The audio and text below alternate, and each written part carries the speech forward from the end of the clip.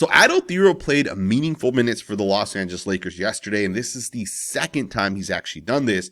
And today we're going to talk about it. And I'm very, very excited to really get into some of the tape and some of the things we're seeing from this guy. Because although there's one play that he has made that essentially went viral, you know, those plays people find just looking at the stat sheet, but there's more on tape that this guy's actually doing that I think is going unnoticed. So right away, first play that this guy comes into the game, there's some positives and negatives within this play, and we're going to break it down.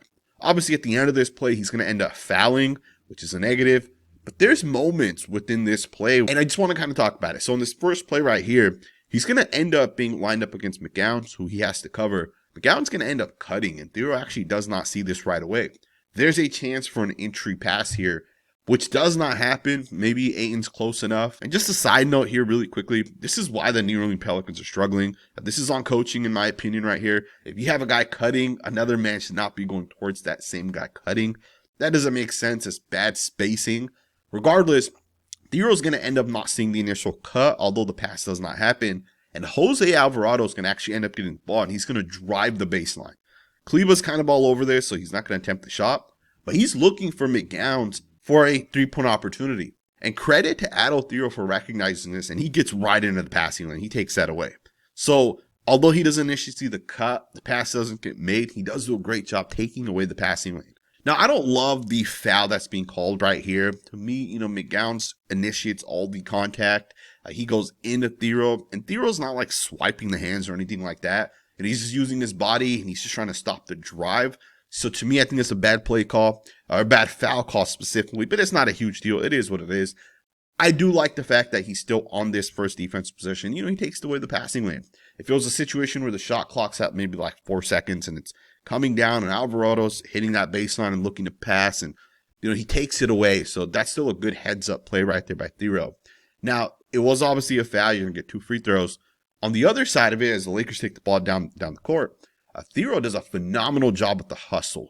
So DeAndre Ayton's going to miss a shot. And one of the things on this play is Micah Peavy tries to box out Adou Thiero.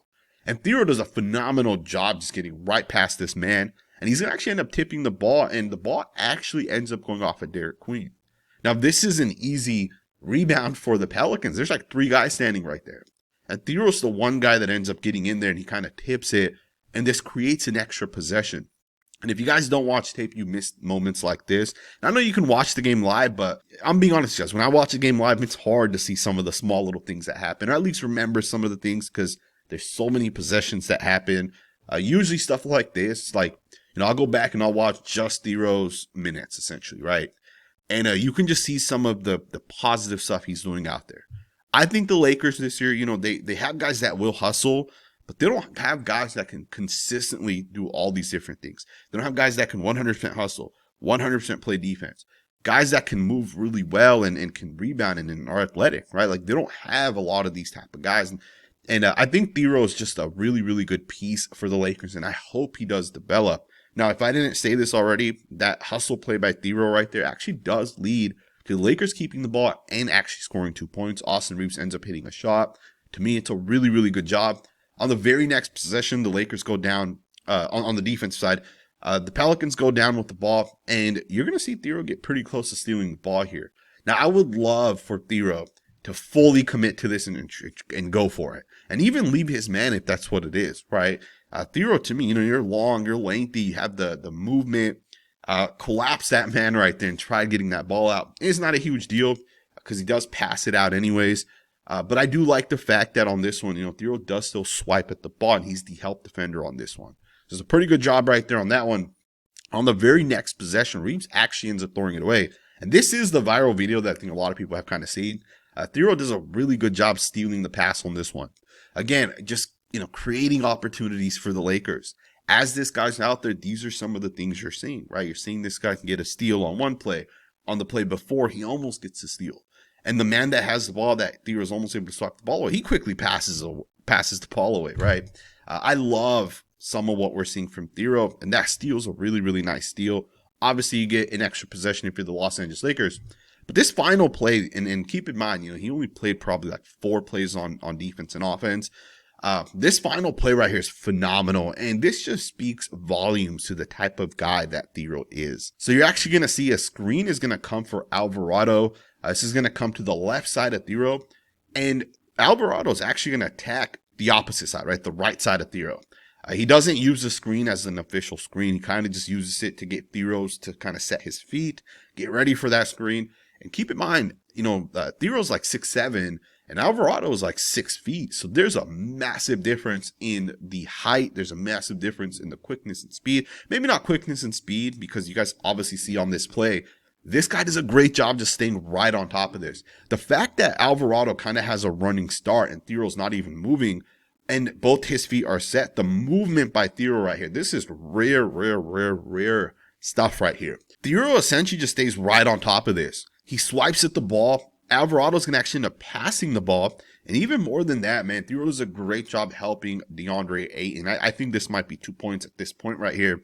He does a great job. And of course, Ayton gets that block, which leads to transition offense.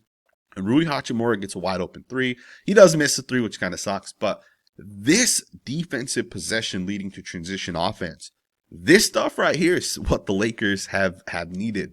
And here's another thing to kind of keep in mind. With Thiero, the movements on display, you just see that movement.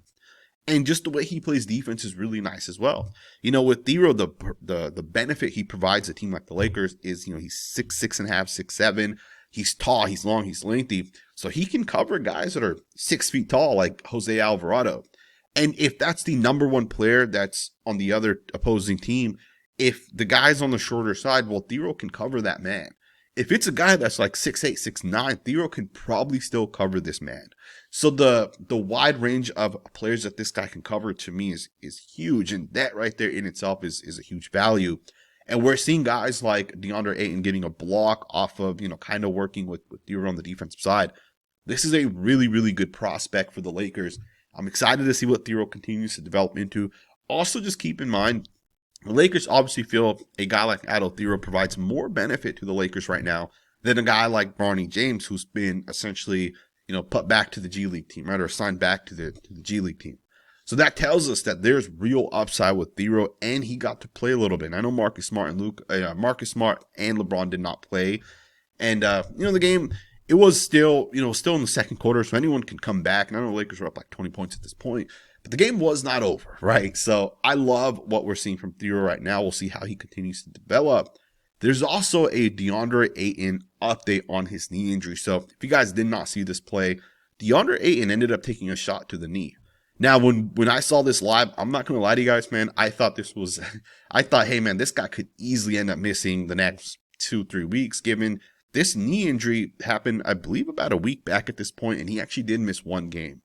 So the second I saw it happen, the second I saw him limping, and he came off the court in that exact moment, I was like, damn, this could be really, really bad for the Lakers. DeAndre Ayton, he was out there, and he essentially was saying to the sideline to take me out. You can kind of see it on this play. To me, I was thinking to myself, this could be a lot worse than what it is. And of course, DeAndre Ayton actually spoke after this game to reporters, and he gave us a self update, and I absolutely love hearing this from him. Yeah, he kind of tweaked my the little collision I had the other day in Utah. Yeah. I mean, JJ said he was going to sub me out regardless, so it was good timing. So it cooled down after the game, so I'm good now. Okay, got it. So is it something it's back to back? Yeah. It was just waiting to cool. It was like a little tweak in the ankle almost. It wasn't really crazy. I just really felt it right there. And at the same time, JJ was bringing somebody in the game to sub me. So he's basically telling us that he is he's good now, essentially, right? Saying that the pain has cooled down. That's a great update to kind of hear. And he obviously tells us that, hey, JJ was going to take him out anyways, right then and around that moment. Which obviously tells us that he probably would have came off the court anyways. But it was still a scary sight to see. But I am glad that DeAndre Ayton feels better. And if you guys don't know this, when he got hurt, a week and a half ago, whenever the injury actually happened, he had an MRI done on the knee. And remember, DeAndre Ayton's a guy that's been hurt in the past. So I don't want it to get to a situation where he ends up missing time again, because I think he's been one of the most important players for the Lakers this season. The guy's been incredible this season. The guy's been, he's been one of the best centers in the entire NBA. He's consistent at scoring on the offensive side. He has a really good post game, and there's not a lot of guys that can stop this guy one-on-one. And then more than that, more than being good in the post, he's a pretty good defender as well. He does a pretty good job helping and blocking shots, and he's the perfect player that the Lakers have needed all along, right? They tried getting Mark Williams last year. He ended up feeling physical. Mark Williams was the initial guy the Lakers kind of went after, but obviously DeAndre Ayton's the guy that they ended up getting, right? And he's a huge part for the Lakers if they want to continue to have success. So I'm glad the knee's okay. It is something to just kind of monitor. The Lakers do have a game today as well. We'll see what ends up happening, right? It's also against the Suns, and it'd be great if DeAndre Ayton can obviously play against that team. And I'm sure he's excited to play them as well, right? So we'll see what ends up happening. I also want to just kind of throw this out there. This is the final thing we'll talk about. This is kind of wild, man, to see this. If you guys did not know this, Kobe Bryant and Austin Reaves averages and just how they're kind of growing is a very, very, very similar. This was pointed out by Lakers Daily, and you guys can just see the numbers yourselves. Basically, Kobe, when he came in, averaged 7.6, Reaves 7.3, and these guys just grew slowly and slowly and slowly. And a year 5 Kobe was averaging 28.5 points per game, and a year 5 Reaves is also averaging 28.5 points per game. This is wild, right? And look, I'm not saying Austin Reaves is the next Kobe Bryant. Kobe is one of one. There's no other Kobe that I've seen, right? The guy is such a phenomenal, was such a phenomenal basketball player when he played. And the thing with Kobe is, for Austin, he doesn't have to be Kobe Bryant, right? He just has to be Austin Reaves. And it's working right now for the Lakers. For Austin Reaves just to continue to be the guy that he is, it's working for the Lakers. And this could lead, just like Kobe and his development led to the Lakers winning all those championships, for Austin Reaves, it could lead to the Lakers winning championships, right? He just has to continue to be the guy. And he doesn't have to be the number one option, right? Luka will continue to kind of do that. But if he's the number 2 guy for the next couple of years, that's going to benefit the Lakers just that much more. And if he truly does continue to average 28.5 points per game for the rest of the season, the Lakers are going to win a lot of games, man. And we'll see what they kind of do when that trade deadline kind of comes. But we cannot overlook how important Austin Reaves has been this season. Last year, when the playoffs kind of came, Austin Reaves did, he struggled a little bit. And he did have an injury. He did struggle. And some people were saying to trade this guy during the offseason, right? And I shouldn't even say some. There were a lot of people that were saying to trade Austin Reaves. The guy had some value at that point. And now it looks like Austin Reaves could be one of the main 2 guys for the Lakers as they kind of go forward. They compete to win championships. Shout out to Austin Reaves for all the success that he's having. Again, he doesn't have to be the next Kobe. He just has to continue being the Austin Reaves that we're kind of seeing from him at this point. Let me know what you guys think, man. I hope you guys enjoyed this video. If you did, consider subscribing. We will be covering the Lakers as we kind of continue going forward on this channel. And, we'll talk about the Suns game tomorrow. Hopefully, works out for the Lakers and they're healthy as well. We'll see if Ayton plays. We'll see if LeBron ends up playing.